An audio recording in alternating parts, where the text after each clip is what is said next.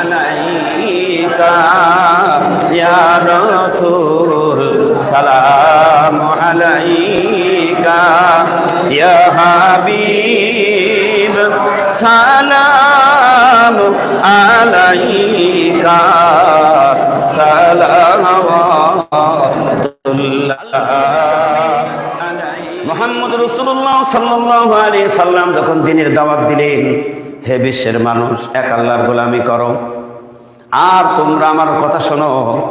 আল্লাহ রাব্বুল আলামিন আমার কাছে তার ওহী পাঠিয়ে দিয়েছে।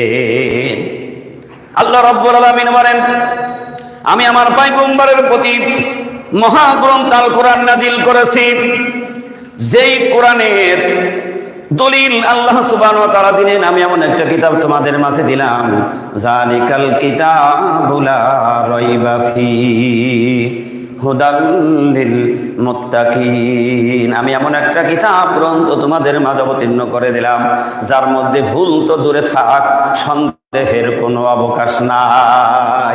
কার জন্য? হুদাল লিল মুত্তাকিন।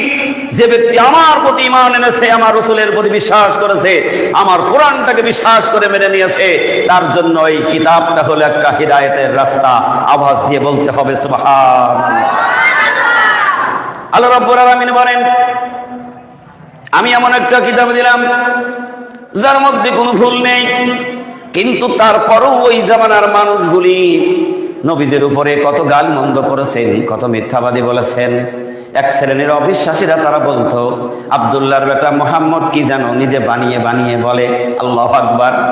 কিন্তু আল্লাহ সুবহানাহু ওয়া তাআলা পরিষ্কার করে তারা দলিল দিলেন, ও দুনিয়ার মানুষ, আমার নবী তার নিজের থেকে কোনো কথা বলে না। আমার নবী তোমাদের মাঝে যা বলে, যা শোনায়, আল্লাহ বলেন, ওয়ালা ইয়ানতিকু আনিল হাওয়া ইন হুয়া ইল্লা ওয়াহিয়ুন ইউহা। আমার নবী যা বলে সব আমি আল্লাহর ওহীর কথা। যদি বলা হয় ওহী কে নিয়ে আনলো, আল্লাহ সুবহানাহু ওয়া তাআলা ওইটাও কোরআনের মধ্যে তার দলিল দিয়ে রেখেছেন। আল্লাহ বলেন, নাযালা বিহির রূহুল আমিন। সুবহানাল্লাহ। রূহুল আমিন ফেরেশতা, তিনি বার্তাবাহক হিসাবে আমার কাছ থেকে কালাম পাকের ওহী নিয়ে গিয়ে আমার নবীর উপরে অবতীর্ণ করে দিয়েছে। আল্লাহর গ্যারান্টি দিয়ে বলেন, আমার নবী যদি একটা কথা তার নিজের থেকে বানিয়ে বলতো, নিজের স্বার্থের যদি একটা কথা কালামের সাথে ভেজাল করে শুনিয়ে দিত, আল্লাহ বলেন, ওয়ালাউ তাকাওয়ালা আলাইনা বা'দাল আকাবিন লা আখাযনা মিনহু বিল ইয়ামিন। আল্লাহ কি সুন্দর করে মানুষদেরকে শুনিয়ে দিল, হে বিশ্বের মানুষ, তোমরা জানো না আমি আল্লাহ যা জানি, আর আমি আল্লাহ, আমার বিচার তো সূক্ষ্ম। আল্লাহ বলেন, আমার নবী যদি একটা কথা যদি নিজের স্বার্থে ভেজাল করে আমার কালামের সাথে তোমাদের মাঝে যদি ব্যক্ত করতো, আমি আল্লাহ আমার নবীর ডান হাতখানা চেপে ধরতাম। সুবহানাল্লাহ। শুধু তাই নয়, আমি আল্লাহ রাব্বুল আলামিন আমার হাবিব বিশ্ব নবীর লাফাযনা মিনহু বিল ইয়ামিন, আমার নবীর গলার কণ্ঠনালিকা আমি আল্লাহ কেটে দিতাম। সুবহানাল্লাহ, সুবহানাল্লাহ। পয়গম্বরের অনুসরণ অনুকরণ যারা করলো, আল্লাহ দিয়েছেন, কুলিন কুনতুম তুহিব্বুনাল্লাহা ফাত্তাবিউনি ইউহিব্বুকুমুল্লাহ ওয়া ইয়াগফির লাকুম যুনুবাকুম আল্লাহু গফুরুর রহিম। আল্লাহ রাব্বুল আলামিন বলেন, ও দুনিয়ার মানুষ, একটু কান লাগাও আমার কালামের দিকে। আল্লাহ হাবিবকে বলছে, ও আমার হাবিব বিশ্বনবী, তুমি বলো, সকল মানব জাতির কাছে তুমি ওই কথাটা বলে দাও, তারা যদি আমি এক আল্লাহকে পাইতে চাই, আমার ভালোবাসা অনুগ্রহ যদি তারা পাইতে চাই, তাহলে তারা যেন ইউহিব্বুকুমুল্লাহ, আমার হাবিবের অনুসরণ অনুকরণ করে, আমার হাবিবের ইত্তেবা করে। যদি তারা আমার হাবিবের অনুগত্য করতে পারে, আল্লাহ বলেন, ইয়াগফির লাকুম যুনুবাকুম, আমি আল্লাহ তাদের তামাম জিন্দেগীর গুনাহগুলি মাফ করে দেব। আল্লাহ রাব্বুল আলামিন তিনি নিজে বলেন, শুধু গুনাহ মাফ আমি আল্লাহ করে দিই না, ওই জাতির মর্যাদা সম্মান আমি আল্লাহ এত বাড়িয়ে দিই, যারা আমার নবীর কাছে এসে গেল, আমার পাঠানো ওহীর কিতাব যারা মেনে নিল, তাদের সম্মান মর্যাদা আমি কেমন করে দিয়েছি। আল্লাহ রাব্বুল আলামিনের পয়গম্বর বিশ্ব নবী জবান থেকে আজকে সেই কথাগুলি সব শোনা গেল। যারা আসবে তারা এক আল্লাহর গোলামি যারা করবে, ওই নবীর আদর্শে যারা আদর্শবান হয়ে যাবে, এই বিশ্বের মধ্যে আল্লাহ তাদের দুনিয়াতেও শান্তি, পরকালেও তাদের মুক্তির ফয়সালা করে দেবে। সুবহানাল্লাহ। আর তাদের আদর্শটা কেমন? আবু বকর সিদ্দিক রাদিয়াল্লাহু তাআলা আনহুর একটা ছোট্ট ঘটনা শুনুন। আল্লাহর হাবিব বিশ্ব নবী বিদায় নেওয়ার পরে খলিফার দায়িত্ব পেয়ে গেল আবু বকর। 2 বছর খলিফার দায়িত্ব পালন করার পরে আবু বকর সিদ্দিক রাদিয়াল্লাহু তাআলা আনহু তিনি দুনিয়া থেকে বিদায় নিলেন। বিদায় নেওয়ার 3 দিনের দিন আমিরুল মুমিনিন ওমর ফারুক রাদিয়াল্লাহু তাআলা আনহু তার জন্য একটা দোয়ার অনুষ্ঠানের ব্যবস্থা করলেন, একটা বৈঠক করলেন। আর মানুষ সব আবু বকর সিদ্দিক রাদিয়াল্লাহু তাআলা আনহুর ব্যাপারে আলোচনা করছে, সেই কথাগুলি তার শানে সব বলছে। একটা ভালো মানুষ মরে গেলে আমরা প্রশংসা করি না, করি কি করি না? দেখবেন জানাজায় দাঁড়িয়ে অনেক মানুষ বলে যে আজকে আমাদের থেকে যিনি চলে গেলেন এই মানুষটা এই রকমের ছিল, এই মানুষটা ভালো ছিল, সমাজে এই করেছে, এই কাজ করেছে। কি চাচা ঠিক কিনা বলুন? তার প্রশংসা করা হয় যে একটা ভালো মানুষ ছিল, সেই উপকার করেছে, মানুষের সাথে এরকমের আচরণ ব্যবহার করেছে, তার নাম গুণগান কিন্তু সবাই করে। ঠিক কিনা বলুন? এক একজন দাঁড়িয়ে আবু বকরের ব্যাপারে আলোচনা করছে। হঠাৎ একজন মুরব্বী দাঁড়িয়ে গেলেন। তিনি দাঁড়িয়ে বলছেন, ও দুনিয়ার মানুষেরা, উপস্থিতেরা শোনো, আমি একটা কাজ করতে দেখেছি আবু বকরের। প্রত্যেক দিন আবু বকর সিদ্দিক রাদিয়াল্লাহু তাআলা আনহু হালুয়া রান্না করে নিয়ে প্রত্যেক দিন সকালবেলা কোথায় যেন ওই বস্তির মধ্যে একটা রাস্তা দিয়ে তিনি প্রবেশ করতেন প্রত্যেক দিন। সুবহানাল্লাহ। ওমর সব কথাগুলি নোট করছে, কারণ আবু বকর সিদ্দিক রাদিয়াল্লাহু তাআলা আনহুর পরে আমিরুল মুমিনিন ওমর ফারুক রাদিয়াল্লাহু তাআলা আনহু তিনি দ্বিতীয় খলিফার দায়িত্ব পেয়ে গেলেন। তিনি চিন্তা করলেন, আমার ভাই আবু বকর যেহেতু ওই রাস্তায় গিয়েছে, আমিও দেখবো, পরীক্ষা করে। সুবহানাল্লাহ। পরের দিন সকালবেলা হালুয়া রান্না করে নরম খাবার তৈরি করে নিয়ে ওই রাস্তার মধ্যে রওনা করলেন। যাই দেখছেন ওই রাস্তার মধ্যে এত গন্ধ আসছে, যেই গন্ধর কারণে ওই রাস্তা দিয়ে আর কোনো মানুষ ঢোকে না, মানুষ কোনো চলাচল করে না, এত দুর্গন্ধ। আচ্ছা বলুন, একটা গলি রাস্তায় যদি এরকমের দুর্গন্ধ হয়, ওই রাস্তায় কিন্তু কেউ যাইতে চাবে না। ঠিক কিনা বলুন? একটু ঘুরে যাবে, তবু কিন্তু ওই পচা দুর্গন্ধযুক্ত রাস্তার মধ্যে কেউ যাবে না। আপনারা কষ্ট পাচ্ছেন? আমিরুল মুমিনিন ওমর ফারুক রাদিয়াল্লাহু তাআলা আনহু সকালবেলা হালুয়া রান্না করে নিয়ে তিনি রওনা করলেন। যে দেখছে এত পচা দুর্গন্ধ কোত্থেকে আসে খুঁজে পাই না, কিন্তু নিয়ত করেছে আমাকে দেখতে হবে। আবু বকর সিদ্দিক প্রতিদিন কোথায় যেত, ওইটা আমাকে দেখতে হবেই মনে করে তিনি রওনা করলেন। কিছুক্ষণ যাওয়ার পরে দেখছেন একটা মানুষ, তার সারা শরীরে ঘা। ওই এই গল্প তো করবি, বাড়ি যান, বাড়িকে গল্প সেরে যান। এখানে কোরআন শুনতে এসে কেন গল্প? আবু বকর সিদ্দিক রাদিয়াল্লাহু তাআলা আনহু ওমর ফারুক রাদিয়াল্লাহু তাআলা আনহু দেখলেন একটা মানুষ, অনেক বয়স্ক মানুষ, সারা শরীরে ঘা, পচা দুর্গন্ধ শরীর থেকে বাহির হচ্ছে। একটু খেয়াল করবেন, মানুষের কোথাও যদি একটু পচে খুব দুর্গন্ধ হয়। ঠিক কিনা বলুন? এত দুর্গন্ধ, যা ওই রাস্তা দিয়ে সর মতো উপযোগী নয়। যখন কাছে চলে গেলেন, যখন যাই জিজ্ঞেস করলেন, বাবা, এতটুকু আওয়াজ করার পরে ওই রুগী বলছে, বাবা আজকে 3 দিন কেন তুমি আমার কাছে আসো না? সুবহানাল্লাহ। উমর বুঝতে পারলেন যে আবু বকর সিদ্দিক রাদিয়াল্লাহু তাআলা আনহু 3 দিন দুনিয়া থেকে তিনি বিদায় নিয়ে চলে গেছে, তাহলে নিশ্চয় আবু বকর এই রুগীর কাছে আসতো। কেউ নেই, তার দেখার কেউ নেই। বললো, হ্যাঁ তোমার বাবা এসে গেছে। কুষ্ঠ ব্যাধিওয়ালা মানুষটা, তার সারা শরীর পচে খচখচে হয়ে গেছে, ঘাড় মধ্যে মাছিগুলি ভন ভন করে উড়ে আসে বসছে, চোখ 2টাও নষ্ট হয়ে গেছে, জিহ্বা পর্যন্ত তার ঘা ধরে গিয়েছে। এত বড় কষ্টের মধ্যে এই মানুষটা। আমিরুল মুমিনিন ওমর ফারুক রাদিয়াল্লাহু তাআলা আনহু পাশে গেলেন, বলছে আজকে 3 দিন বাবা আমি অনাহারে, আর আজ 3 দিন ক্ষুধার্ত অবস্থায় আমি বড় কষ্টে, কেন তুমি আমার খাবার আনোনি? উমর বোঝার জন্য, পরিচয় দিচ্ছে না, আসল রহস্যটা কি জানার জন্য বলছে তোমার বাবা ব্যস্ত ছিল, এই তো এসে গেছে, খাবার নিয়ে এসেছে। যখনই খাবার মুখে তুলে দিলেন, 2টা চোখ অন্ধ হয়ে গিয়েছে। খাবার মুখে দেওয়ার সাথে সাথে বলছে তুমি বলো কে? কারণ তুমি আমার বাবা নও, আমার বাবা তো আমার এইভাবে খাবার খাওয়াই না, আমার বাবা তো এইভাবে খাবার খাওয়াই না, তুমি কে বলো? কুষ্ঠ ব্যাধিওয়ালা মানুষ যখন বললেন তুমি আমার বাবা নও, আমিরুল মুমিনিন ওমর ফারুক রাদিয়াল্লাহু তাআলা আনহু বড় চিন্তা করলেন, কি ব্যাপার, কিভাবে খাবার খাওয়িয়েছে? বাবা আমি তোমার বাবা নই, তাহলে বলো তোমার বাবা কিভাবে তোমার খাবার খাওয়াতো? বলে আমার বাবা যেদিন প্রথম আমার খাবার মুখে দিয়েছিল, তার হাতের আঙ্গুলের খুঁচে লেগে আমার ঠোঁট এবং জিহ্বার আঘাত লেগেছিল, আমার বড় ব্যথা শরীরে। আমি যখন ব্যথার জন্য উফ শব্দ করেছিলাম, আমার ওই দিন থেকে আমার বাবা তার নিজের মুখে খাবার নিয়ে গালে করে আমার খাবার খাওয়াতো। ওমর ফারুক রাদিয়াল্লাহু তাআলা খুশির দায় পড়ে গেলেন, ডাক দিয়ে বলেন রব্বুল আলামিন, তুমি কোন মাটি দিয়ে আবু বকরকে বানিয়েছো?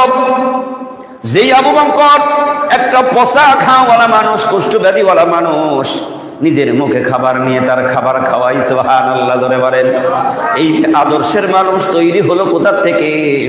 আল্লাহ রাব্বুল আলামিন বলেন আমার আদর্শবান সালিহিনের কাছে যতক্ষণ পর্যন্ত একটা মানুষ না যাবে, ততক্ষণ পর্যন্ত ওই মানুষের কোনো পরিবর্তন হবে না। সুবহানাল্লাহ। ওমর ফারুক রাদিয়াল্লাহু তাআলা আনহু পরিচয় দিল না,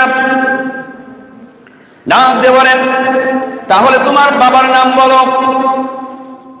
কুষ্ঠ ব্যাধিওয়ালা মানুষ বলে বাবা আমার বাবার নাম তো আমি বলতে পারবো না, কারণ অনেক দিন ধরে আমি অপেক্ষায় ছিলাম যে আমার এই বাবার নামটা শুনে নেব, কিন্তু সে আমার কাছে আজ পর্যন্ত তার নামটা বলে নাই।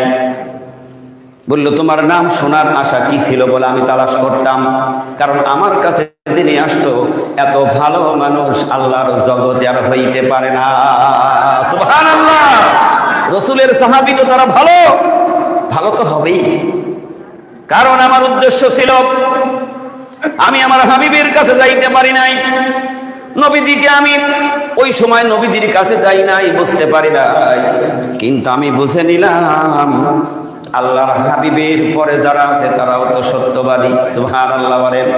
আমি এই জন্য তালাশ করতাম নবীজির সাহাবী যদি আবু বকররে পাইতাম, আমি তার হাতে হাত দিয়ে কালেমা পড়ে মুসলমান হয়ে যেতাম, কারণ আমি এখনো ইসলাম কবুল করিনি। আল্লাহু আকবার বলেন। দেশের যারা পরিচালনা করে, যাদের উপর দায়িত্ব থাকে, তাদের দায়িত্বটা কত বড়। আল্লাহু আকবার। আর মানুষের সাথে মানুষের ভালোবাসা মহব্বত কারে বলে? ওমর বুঝতে পারলেন নিশ্চয় আবু বকর ছাড়া কেউ হতে পারে না। বলল তোমার বাবা যে কাজটা করেছে আমি তো ওই রকমের কাজ করতে পারবো না। বলল ঠিক আছে, নিশ্চয় তুমি আমার বাবার খবর জানো, দেখি তোমার হাতটা আমার দিকে দাও। হাতটা বাড়িয়ে দিলেন, হাত এমন ভাবে ধরেছে, ডাক দিয়ে বলেন তোমার পরিচয় না পাওয়া পর্যন্ত আমি আর এ সুযোগ ছেড়ে দেব না। সুবহানাল্লাহ, সুবহানাল্লাহ। যখন হাত ধরে জিজ্ঞাসা করলেন তুমি কে বলো, বলতে বাধ্য হলেন, কারণ তিনি পরিচয়টা না দিয়ে চলে আসবেন এমন মনে করেছেন, কারণ আল্লাহ ওয়ালা যারা, আল্লাহর বন্ধু যারা, তাদের নামটাকে প্রচার করতে চাই না। সুবহানাল্লাহ। বললে আমি হইলাম উমর। বলে সত্যি কি তুমি সেই উমর যেই উমরের ব্যাপারে আল্লাহর হাবিব বিশ্ব নবী মুহাম্মদ রাসূলুল্লাহ সাল্লাল্লাহু আলাইহি ওয়াসাল্লাম বলেছেন আমার পরে আর নবী হবে না, আমার পরে যদি নবী হতো আমার আল্লাহ অবশ্যই উমরকে নবী বানিয়ে দিত। তুমি কি সেই উমর? বললেন আমি উমর হইলাম রাসূলের সাহাবী। হাত ধরে বললেন তাহলে আর হাত ছেড়ে দেব না, তুমি এখনই আমার কালেমা পড়াও। আমিরুল মুমিনিন উমর ফারুক রাদিয়াল্লাহু তাআলা আনহু পড়তেছে, আশহাদু আল্লা ইলাহা ইল্লাল্লাহু ওয়াহদাহু লা শারীকা লাহু ওয়া আশহাদু আন্না মুহাম্মাদান আবদুহু ওয়া রাসূলুহু। ইসলাম কবুল করলেন। আর ওই কুষ্ঠব্যাধি ওরা ডাক দিয়ে বললেন, আমি বুঝতে পেরেছি, কারণ ইসলাম হলো পৃথিবীর সবচাইতে শ্রেষ্ঠ ধর্ম। ইসলামের মতো আর কোনো শান্তির ধর্ম পৃথিবীতে হইতে পারে না। কারণ আমার স্ত্রী পুত্র যারা আমার সঙ্গী সাথী ছিল, আজকে আমার তারা ছেড়ে দিয়ে সব পালিয়ে চলে গেছে। আজকে আমার কেউ নেই, কিন্তু আল্লাহ রাসূলের সাহাবীরা তারা আমার দেখাশোনা করলো, আমার খাবার দিল। এই জন্য আল্লাহ সুবহানাহু ওয়া তাআলা বলেন, তুমি যদি সত্য পথ পেতে চাও, যদি একটা ভালো রাস্তা পেতে চাও, দুনিয়ায় যদি কোনো শান্তির পাইতারা তুমি যদি খুঁজতে চাও, তাহলে আল্লাহ বলেন ওয়াকুনু মা'আস সাদিকিন, আমার সত্যবাদী বন্ধু যারা তাদের সাথী হয়ে যাও। সুবহানাল্লাহ। এই জন্য একটা মূল বিষয় হলো, ওই যুগ চলে গিয়েছে, সিদ্দিকিনদের যুগ চলে গেল, শহীদিনদের যুগ চলে গেল।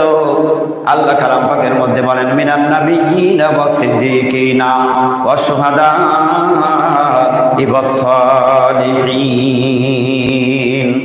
আল্লাহ রাব্বুল আলামিন বলেন, চারটা শ্রেণীর কথা উল্লেখ করলেন। কয়টা? কোরআনুল কারীমের মধ্যে আল্লাহ সুবহানাহু ওয়া তাআলা চারটা শ্রেণীর কথা উল্লেখ করলেন। এক নম্বরে ঘোষণা দিলেন তারা হলো নবী, দ্বিতীয় নম্বরে সিদ্দিকিন, তৃতীয় নম্বরে শহীদিন, চতুর্থ নম্বরে সালিহিন। এই সালিহিন তো তারাই হলো কামেল ওলি আল্লাহ। যত কামেল ওলি আল্লাহ পৃথিবীতে এসেছে, সমস্ত কামেল ওলি আল্লাহ তারা হলো সালিহিন, সত্যবাদী। সুবহানাল্লাহ। তাদের কাজটা কি? তাদের কাজ হলো ওই রসুলের ওই দিন, ওই কালেমার দাওয়াত, ওই কোরআনের দাওয়াত পৃথিবীর সমস্ত মানুষের কাছে পৌঁছে দেওয়া। হে বিশ্বের মানুষ, এক আল্লাহর গোলামি করো, এক আল্লাহর সাথে সম্পর্ক তৈরি করো, এক আল্লাহ হুকুম মতো তোমার জীবনটা পরিচালিত করো। যদি করতে পেরেছ, দুনিয়াতেও শান্তি, আখিরাতে মুক্তির ফয়সালা হয়ে যাবে। সুবহানাল্লাহ। এই জন্য ওলি আল্লাহরা তারা হলো আল্লাহর বন্ধু। আল্লাহ কোরআনুল কারীমের মধ্যে কি সুন্দর করে বলছেন,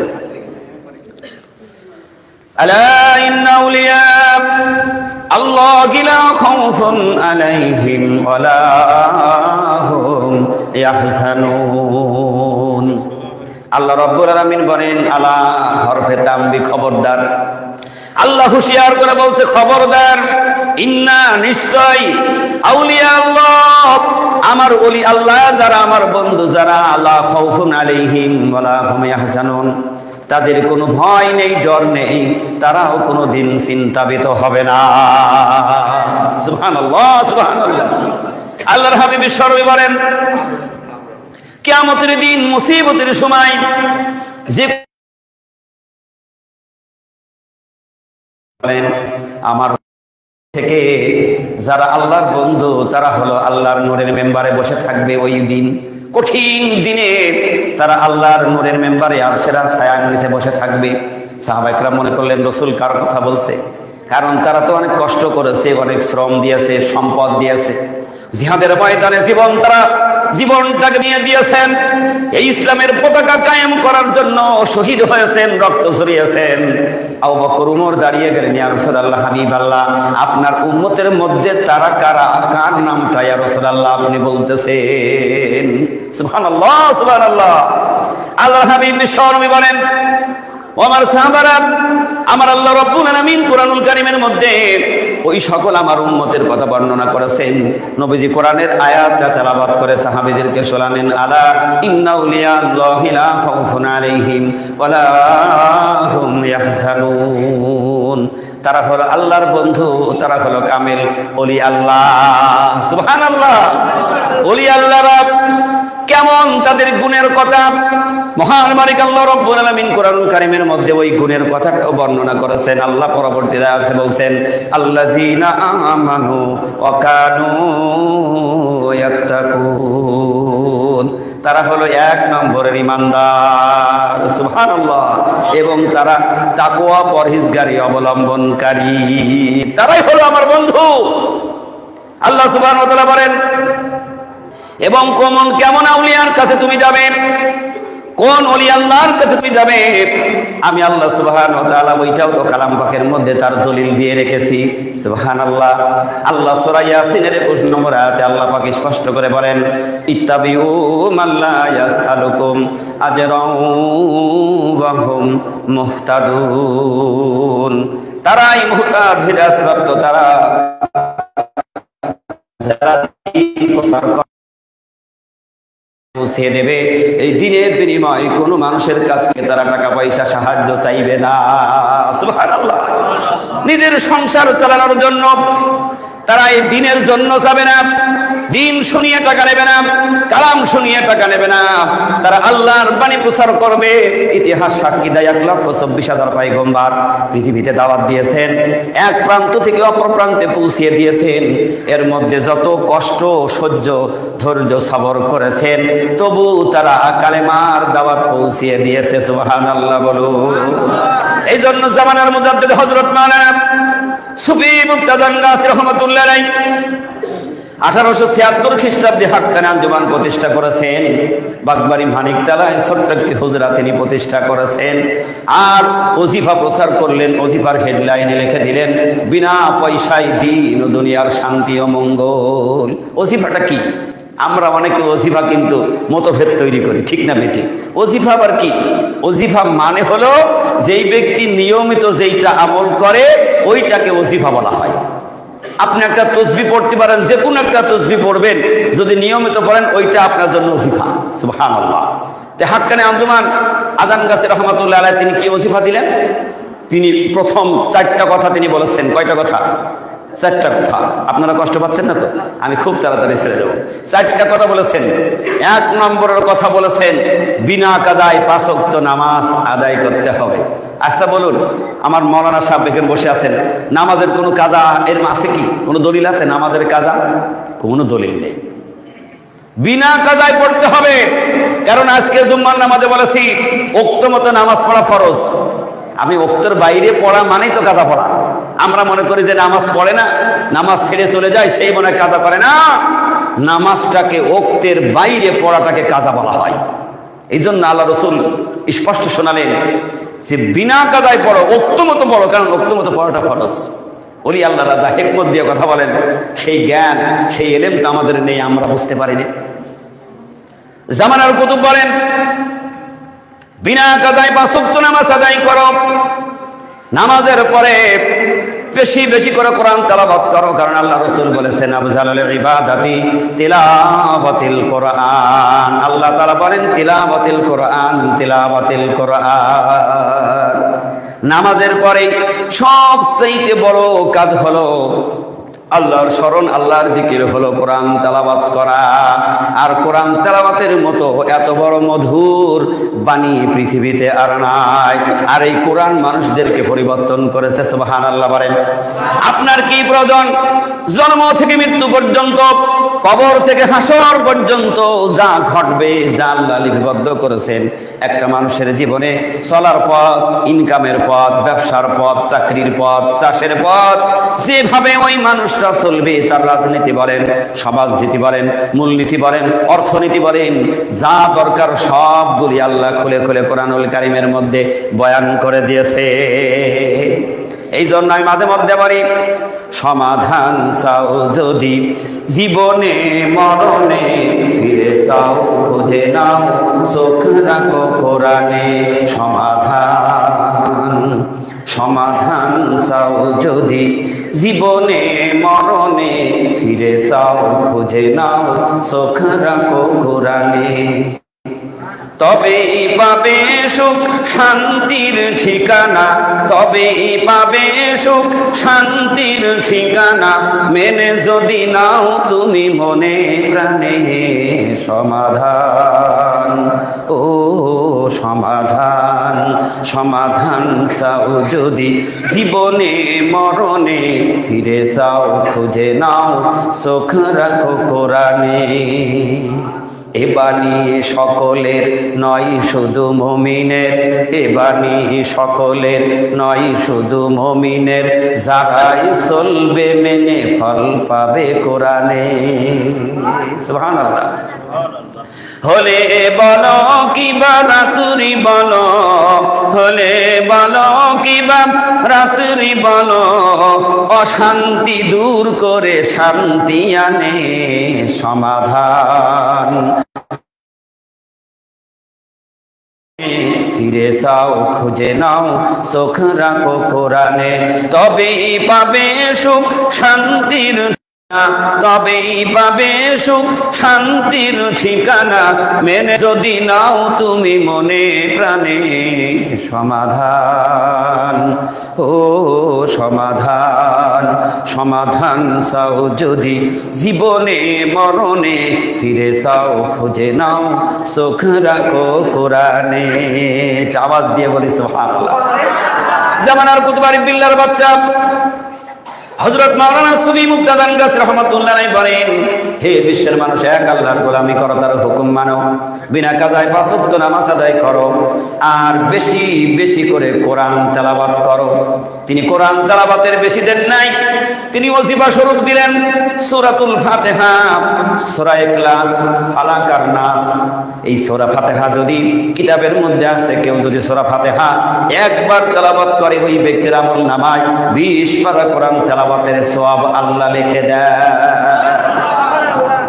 আর এই সূরাটা বেশি বেশি করে যে ব্যক্তি পড়বে, আল্লাহ সুবহানাহু ওয়া তাআলা বলেন, আমি এই সূরা ফাতিহাকে কখনো উম্মুল কোরআন বলেছি, অর্থাৎ কোরআনের মা জননী। সূরা তো শিফা বলেছি, কারণ এই সূরা হলো রোগ মুক্তির সূরা। একটা গোপন জিনিস শুনে যান, ইমাম সাহেবের কাছে অনেক মানুষ তেল আনে, পানি আনে, কে আনে না? এই তেল আর পানিতে কি দিয়ে ফু দেয় আপনারা হয়তো জানেন না। ইমাম সাহেব ওই তেল আর পানিতে ফু দেয়, পড়ে সূরাতুল ফাতিহা।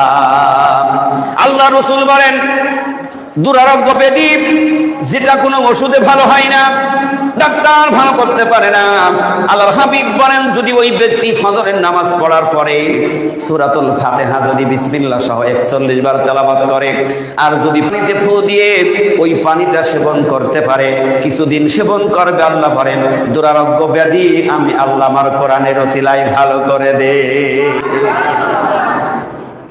সুবহানাল্লাহ বলেন। কোন মানুষ যদি সূরা ইখলাস 3 বার পড়ে, কয়বার? 3 বার যদি তেলাওয়াত করে, এক খতম কালাম পাকের নেকি তার আমলনামায় হয়ে যায়। জামানার কুতুব আজম গাছী রাহমাতুল্লাহ আলাইহি বললেন, সাধারণ মানুষ যাতে করে কোরআনের হক আদায় করতে পারে, কোরআন থেকে নেকি অর্জন করতে পারে, এই জন্য তিনি ওজিফা স্বরূপ দিলেন সূরা ফাতিহা, সূরা ইখলাস, ফালাক আর নাস। একটা কথা হলো, মানুষ শয়তান, জিন শয়তান, ওরা কিন্তু আমাদের ওয়াসওয়াসা করে, ঠিক কিনা বলুন? তিনি দুশ্মনী করে, জাদু টোনা বান ইত্যাদি আছে না নাই? অনেক সময় মানুষের কুমন্ত্রণা করে, জাদু দিয়ে মানুষকে ধ্বংস করতে চায়, এগুলি আছে না? কবিরাজের কাছে যাইতে হয়, একজনের কাছে, হুজুর আমার কিছু বলেন না, আমার এই হচ্ছে, ওই হচ্ছে, আমার জেনে ক্ষতি করছে, এই আমার বাড়ি দুশ্মনী করছে। আল্লাহর পয়গম্বর বিশ্ব নবী, তাকে ওই অবিশ্বাসীরা সাথ দেয় নাই, তারাও রসুলকে ক্ষতি করার জন্য, রসুলকে মারার জন্য জাদু করেছিলেন, বান মেরেছিলেন। এই জাদুর মধ্যে 11টা গিরে ছিল, কুয়ার নিচে পাথর চাপা দিয়ে রেখেছিলেন, নবী অসুস্থ হয়ে গেল। আল্লাহ তাআলা রব্বুল আলামিন চিন্তা করলেন, আমার হাবিব অসুস্থ হবে, আর দুনিয়ার ডাক্তাররা এসে আমার নবীজিকে ওষুধ খাওয়াবে, হবে না। কারণ আমার পয়গম্বরকে আমি আল্লাহ এত ভালোবেসে সৃষ্টি করেছি, যে আল্লাহ রব্বুল আলামিন তার পয়গম্বরের কথা বলতেছেন, নবী আমার মুহাম্মদ রে, আমার সাথে জড়িত, তোমায় পয়দা না করিলে আসমান জমিন না হইতো। সুবহানাল্লাহ। আল্লাহ রাব্বুল আলামিন বলেন, আমার নবীকে যদি আমি আল্লাহ না বানাইতাম, পৃথিবীতে না পাঠাইতাম, আমি আল্লাহ আসমান বানাইতাম না, জমিনও বানাইতাম না। সেই নবী অসুস্থ, আর আল্লাহ বুঝিতাম সাথে একবে, তা কখনো হইতে পারে না। আল্লাহ সুবহানাহু ওয়া তাআলা জিবরিলকে ডাক দিয়ে বলেন, জিবরিল যা যা, আমার নবীর জন্য সূরা ফালাক আর নাস আমি অবতীর্ণ করে দিলাম, যা আমার হাবিবের কাছে নিয়ে যা। আল্লাহর হাবিবের কাছে জিবরিল এসে গেলেন। জিবরিল বলেন, ইয়া রাসূলুল্লাহ, হাবিব আল্লাহ, আপনি অসুস্থ হয়ে গিয়েছেন, চিন্তার কোনো কারণ নেই, টেনশনের কিছু নেই। এই মাত্র আল্লাহ আমার কাছে ওহী দিয়েছেন, ইয়া রাসূলুল্লাহ আমি সূরা ফালাক আর নাস নিয়ে এসেছি, আপনি আমার সাথে তেলাওয়াত করেন। রাসূল তেলাওয়াত করেছে, বিসমিল্লাহির রহমানির রহিম, কুল আউযু বিরাব্বিল ফালাক মিন শাররি মা খালাক ওয়া মিন শাররি গাসিকিন ইযা ওয়াকাব ওয়া মিন শাররিন নাফাসাতি ফিল উকাদ ওয়া মিন শাররি হাসিদিন ইযা হাসাদ।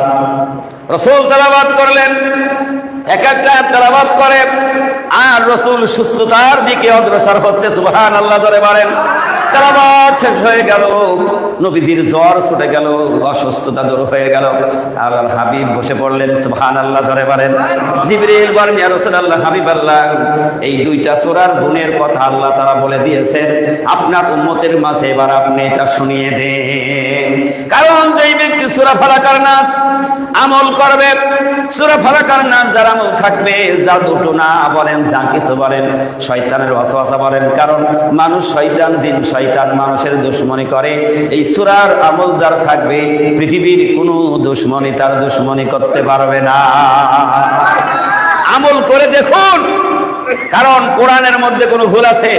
যা বলেছে আল্লাহ সত্য বলেছে, এটা বিশ্বাস এবং মানার ব্যাপার। জোরে বলুন না সুবহানাল্লাহ। শ্রী মুক্তাদান গাছী রহমাতুল্লাহ আলাইহি এই 4টা সূরা ওজিফা দিলেন, বাবা 3 মিনিট বসবে নামাজের পরে, এই সূরা 3টা পড়ো, আর হাবিবের প্রতি দরুদ শরীফ পাঠ করো, আর কি করো, দুটো হাত তুলে সর্বপ্রথম আল্লাহর কাছে প্রার্থনা করো, আয় আল্লাহ, তার কারণ ওখানে বলা হচ্ছে ইলাহি রহমত জিয়াদা করো কিয়ামত তক তামাম আলমের উপর। আল্লাহ তুমি তো রহমত দিয়ে পৃথিবীটা ঘিরে রেখেছো, আর দোয়া করছে আল্লাহ তুমি কি করো, তোমার রহমতটা বাড়াও, আমাদের প্রতি তোমার রহমতটা বাড়িয়ে দাও। রহমতের প্রয়োজন, কারণ আমরা রহমতের ধ্বংসকারী, আর আল্লাহ তুমি রহমত প্রতিষ্ঠাকারী। ঠিক না বেঠিক? কারণ আমরা বেশি বেশি গুনার কাজ করতে ভালোবাসি, আর আল্লাহ সুবহানাহু ওয়া তাআলা মাফ করতে ভালোবাসে। ঠিক না বেঠিক?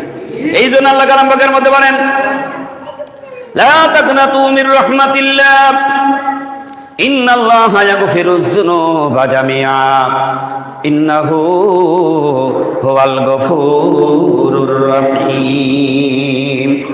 আল্লাহ রাব্বুল আলামিন বলেন, ও বান্দা, গুনাহ করে জীবনটা নষ্ট করে ফেলেছো, মনে করো আমার আর মনে হয় কোনো পথ নেই, নাজাতের কোনো রাস্তা নেই, ফিরে আসো, তওবা করো।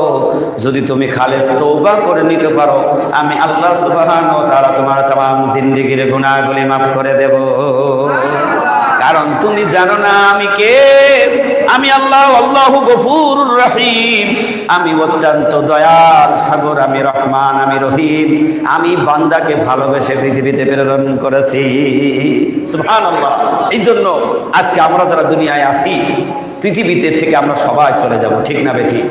জামানার মুজাদ্দিদ 3 নম্বরে হুঁশিয়ার করলেন, খবরদার কোন হারামের সংস্পর্শে যাবে না, একটা সুদ মুক্ত জীবন তৈরি করো, সুদকে ছেড়ে দাও, খবরদার সুদের সংস্পর্শে যেও না, কারণ ওর চাইতে মারাত্মক ভাইরাস কোনো মানুষের জীবনে আর নাই।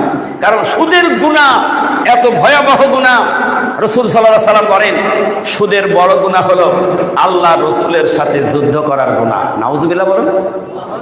সব চাইতে ছোট গুনাহ, যিনি সুদের মধ্যে জড়িত হয়ে যাবে, তার আমলনামায় সবচেয়ে ছোট গুনাহ হবে তার নিজের আপন মায়ের সঙ্গে জিনা করার সমতুল্য গুনাহ।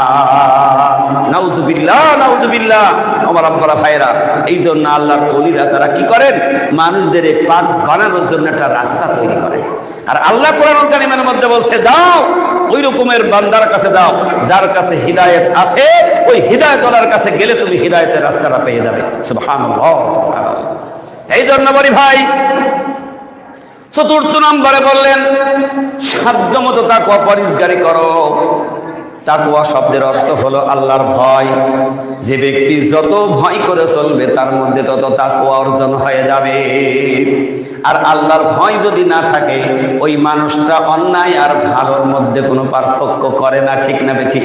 আল্লাহর ভয় যদি অন্তরে থাকে, ওই মানুষ যেখানে থাকুক না কেন ও ভাববে, চিন্তা করবে, আমি যদি একটা অন্যায় করি কেউ না দেখলো, আমার আল্লাহ দেখছে। আমি চুরি করতে যাব, বাড়িওয়ালা দেখবে না, কিন্তু আমার আল্লাহর চোখের ফাঁকি দেওয়া যাবে না। ঠিকই আল্লাহ সেদিন বিচার করবে, নেকি আর বদি ওজন হবে। যার নেকির পাল্লা ভারী হবে সে ব্যক্তি আল্লাহর জান্নাতে চলে যাবে, সুবহানাল্লাহ। আর যার নেকি বেশি হবে না, গুনার পাল্লা যার ভারী হবে, ওই ব্যক্তিকে জাহান্নামে যাওয়া লাগবে, নাউজুবিল্লাহ। এই জন্য আল্লাহ আমাদেরকে সৃষ্টি করেছেন, তিনি বলে দিলেন, ওমা খালাকতুল জিন্না ওয়াল ইনসা ইল্লা লিয়াবুদুন। হে দুনিয়ার মানুষ, আমি জিন আর মানুষকে সৃষ্টি করেছি, তারা আমার ইবাদত করবে, আমার গোলামি করবে, আমার হুকুম মতো জীবন পরিচালিত করবে। এই জন্য বেশি লম্বা চড়া কথা নয়, আজকে আমরা যারা এই মসজিদে উপস্থিত হয়েছি, আল্লাহ যেন আমাদের প্রত্যেকে নেক আমল তৈরি করার একটা রাস্তা শিখিয়ে দেন, আর বেশি বেশি করে কোরআনের হুকুম অনুযায়ী জীবন চালাইতে পারি।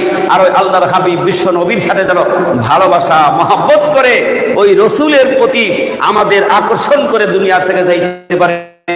একটু সেই রসুলের শানে একটু সালাম পাঠায় সবাই, যারা ইয়া নবী সালাম আলাইকা, ইয়া রাসূল সালাম আলাইকা, ইয়া হাবিব সালাম আলাইকা, সালাওয়াতুল্লাহ আলাইকা। নবীজির পিতা আব্দুল্লাহ, নবীজির মাতা আমেনা, নবীজির দুধমা হালিমা, নবীজির রওজা মদিনা, ইয়া নবী সালাম আলাইকা, ইয়া রাসূল সালাম আলাইকা, ইয়া হাবিব সালাম আলাইকা, সালাওয়াতুল্লাহ আলাইকা। নবী না এলে দুনিয়ায় না হইতো ফেরেশতা খোদার হইয়াছি, উম্মত যে তোমার দরবারে দরুদ সালাম বার, ইয়া নবী সালাম আলাইকা, ইয়া রাসূল সালাম আলাইকা, ইয়া হাবিব সালাম আলাইকা, সালাওয়াতুল্লাহ আলাইকা। বালাগাল উলা বিকামালিহি, কাশাফাত দুজা বিজামালিহি, হাসনাত জামিউ খিসালিহি, সাল্লু আলাইহি ওয়া আলিহি। বালাগাল উলা বিকামালিহি, কাশাফাত দুজা বিজামালিহি, হাসনাত জামিউ খিসালিহি, সাল্লু আলাইহি ওয়া আলিহি।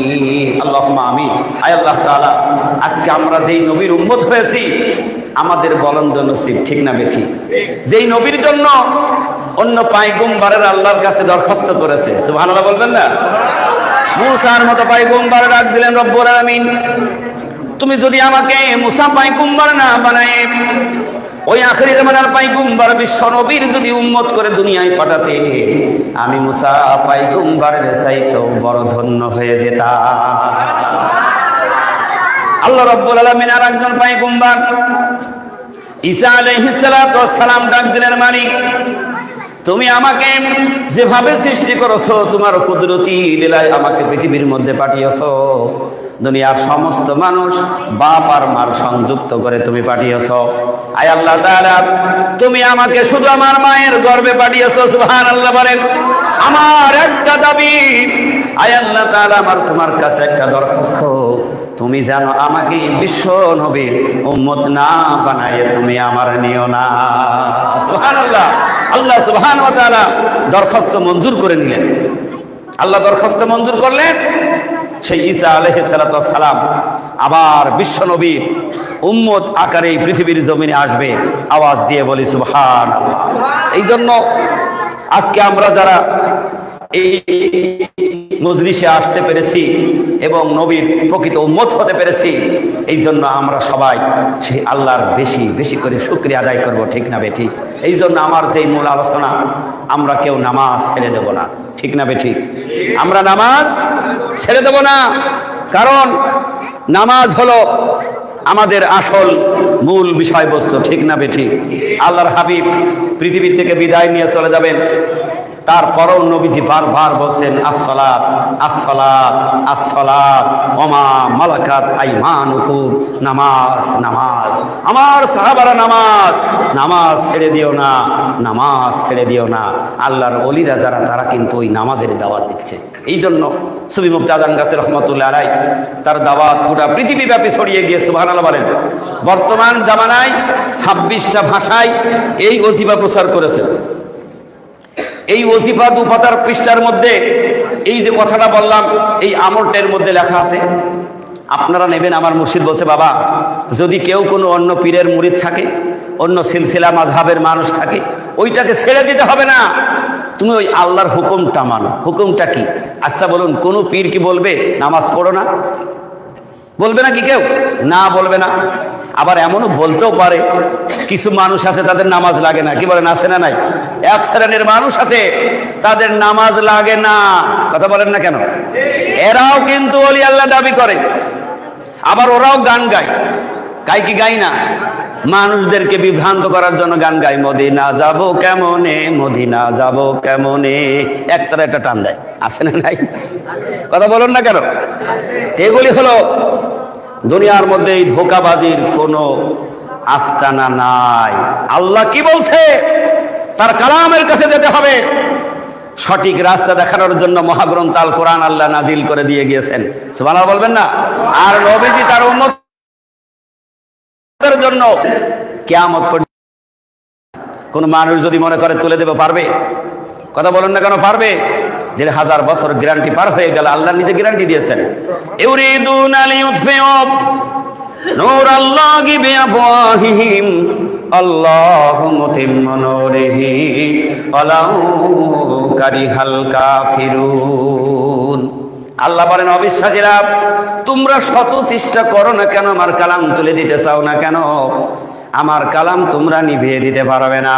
কারণ এর বাড়ি ঘর হলো বাল হুয়া কুরআনুম মাজিদুম ফি লাওহিম মাহফুজ। আমি আল্লাহ মহাগ্রন্থ কোরআন দিয়েছি, তার আসল জায়গা হলো লাওহে মাহফুজে। সুবহানাল্লাহ বলেন। আল্লাহ রাব্বুল আলামিন আরো বলেন, দুনিয়ার মানুষ মনে করুছ আমি আল্লাহ মনে হয় কালাম পাক নাজিল করে দিয়ে আমি আল্লাহ মনে হয় ভুলে গিয়েছি। না না, আল্লাহ তারা জবাব দিয়েছেন, নাহনু নাযালনাল যিকরা ওয়া ইন্না লাহু লাহাফিজুন। আল্লাহ রাব্বুল আলামিন বলেন, কোরআন নাজিল করেছে আমি আল্লাহ, আর এর সবটুকু সংরক্ষণের দায়িত্ব আমি আল্লাহ আমার নিজ হাতে রেখেছি। যারাই কোরআনের কাছে আসবে ওই সকল মানুষগুলি বিশ্বের শ্রেষ্ঠ মানুষ হয়ে যাবে।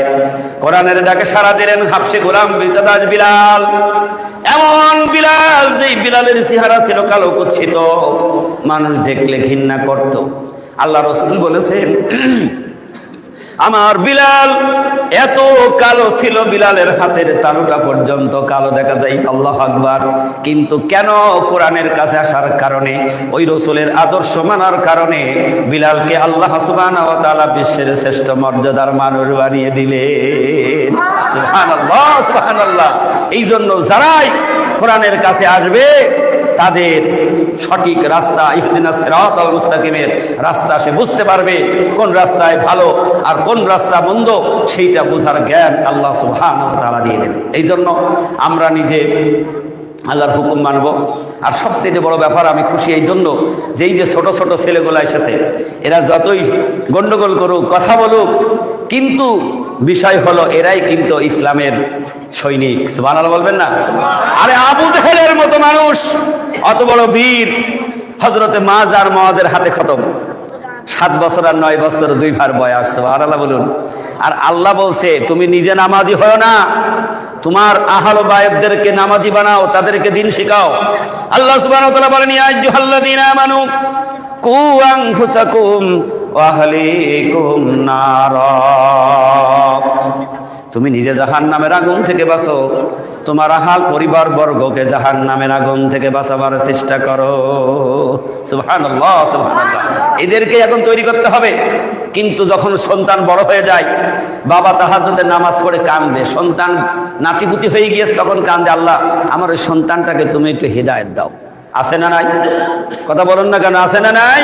কিন্তু না, এই ছোট্ট থেকে যদি তৈরি করা হয়, তাকে যদি দিন শেখানো হয়, কোরআন শেখানো হয়, সে কখনো পথ ভুলে যাবে না। তার অন্তরের মধ্যে যদি আল্লাহর ভয় থাকে, কথা বলুন না কেন, যার অন্তরের মধ্যে আল্লাহর ভয় থাকবে, সে কোনো পথ ভুলে যাবে না, পথ ভোলা হবে না। এই জন্য ছোট থেকে রাসূল বলেছেন, কথা বলতে শিখেছে কালেমা শিখাও। 7 বছর বয়স হয়ে গিয়েছে, নামাজের ট্রেনিং দাও। 12 বছর পার হয়ে যাচ্ছে, মেরে কেটে হলো তার নামাজে খাড়া করো। সুবহানাল্লাহ। ইমাম রাজি রহমতুল্লাহ আলাইহি বলেছেন, ইমাম আজম আবু হানিফা রাহমাতুল্লাহ আলাইহি বলেছেন, 16 বছর পার হয়ে গিয়েছে, তোমার সন্তান এখনো নামাজে অভ্যস্ত হয় নাই, তারে 12 বছর জেল দিয়ে দাও। আল্লাহু আকবার বলবেন না? আমরা কি কিছু বলি? নিজে জুম্মার দিন আগে এসে মেম্বারের গোড়ায় বসে যাব, ছেলে কোথায় টাস খেলছে, কোথায় গল্প করছে, কোথায় দোকানে, কোথায় বাজারে, কোথায় আড্ডায়, সেখানে বসে আছে। কিন্তু বাবা এসে মসজিদের মেম্বারের কাছে বসে একেবারে চোখের পানি ছেড়ে দিয়ে কেঁদে বুক ভাসাচ্ছে, কিয়ামতের দিন ওই বাবাকে ওই সন্তানের সাথে জাহান্নামে যাওয়া লাগবে। আল্লাহ সূরা লুকমানের মধ্যে বয়ান করে। সুবহানাল্লাহ। এমন কিছু আল্লাহ বাকি রাখে নাই যা আল্লাহ মানুষের জন্য, আমার আপনার জন্য কোরআনে বলে নাই। এই জন্য বেশি লম্বা চড়া আপনাদের কষ্ট দেব না, প্রচন্ড শীত চলছে। আল্লাহ সুবহানাহু ওয়া তাআলা অল্পর মধ্যেই যদি আমি আপনি মেনে নিই, ওইটাই যথেষ্ট, ঠিক না বেঠিক? এই জন্য আজকে আমি হাক্কানি আঞ্জুমান আজম গাছী রহমতুল্লাহ আলার পক্ষ থেকে সেই দাওয়াতি কাজের জন্য আপনাদের কাছে এসেছি। আমাদের কোনো চাওয়া পাওয়া নেই, এই শুধু আপনাদের কাছে আসল হক কথাটা বলার জন্য সেই বাগমারি থেকে আমাদেরকে পাঠিয়েছেন। তা আল্লাহ সুবহানাহু ওয়া তাআলা তিনি বলেছেন, যে সকল মানুষেরা দিন প্রচারের কার্যে চলবে, আল্লাহ তাদেরকে প্রতিদান দেবেন, তাদের মৃত্যুটা দেবেন শাহাদাতের মাউত। সুবহানাল্লাহ বলুন। এবং সঠিক রাস্তাটা বুঝতে হবে। এই জন্য এখানে কোনো টাকা পয়সা লাগে না, বিনা পয়সায় সারা পৃথিবীতে 26টি ভাষায় ওজিফা প্রচার কাজ হচ্ছে। এর মধ্যে আমি যে কথাটা বললাম ওইটা এর মধ্যে লেখা আছে, একটা দরুদ শরীফও লেখা আছে। তো আপনারা আমল করবেন, এটা আমল করলে ফায়দা পাওয়া যাবে তখন। এখানে হুকুম হলো আমল শুরু করবেন, 2 রাকাত নফল নামাজ পড়ে নেবেন। সুবহানাল্লাহ বলেন। আর আপনি নামাজটা কাজা করতে পারবেন না, নামাজটা কাজা ছাড়া আমল করতে হবে। আর এই কোরআনী আমলটাও কাজা ছাড়া, নামাজ পড়বো আগে অথবা পরে পড়ে নেব। এবং বিষয় হলো কোনো হারাম জিনিসের সংস্পর্শে থাকা যাবে না, হালাল রুজি রুটি খাইতে হবে। আপনার স্বপ্ন হবে, আপনি বুঝতে পারবেন যে আমি এতদিন ছিলাম কোন জায়গায় আর এখন আছি কোন জায়গায়। সুবহানাল্লাহ। এই জন্য সাধ্যমতো তা অপরিষ্কারী আল্লাহ সুবহানাহু ওয়া তাআলা যেন আমাদের চলার তৌফিকটা দেন। এখন আমরা সেই তসবিহ কিছুক্ষণ পাঠ করব, তারপরে এখানে আখেরি দোয়া হবে। দোয়ার পরে আপনাদের প্রত্যেকের জন্য তাবারকের ব্যবস্থা করেছেন বাড়িওয়ালা। আপনারা সবাই ধৈর্য ধরে শৃঙ্খলা বজায় রেখে সবাই আমরা তাবারক খেয়ে যাব। আল্লাহ পাক আমাদের সকলকে তৌফিক দান করুক, আমিন। ওয়া আখিরু দাওয়ানা আনিল হামদুলিল্লাহ।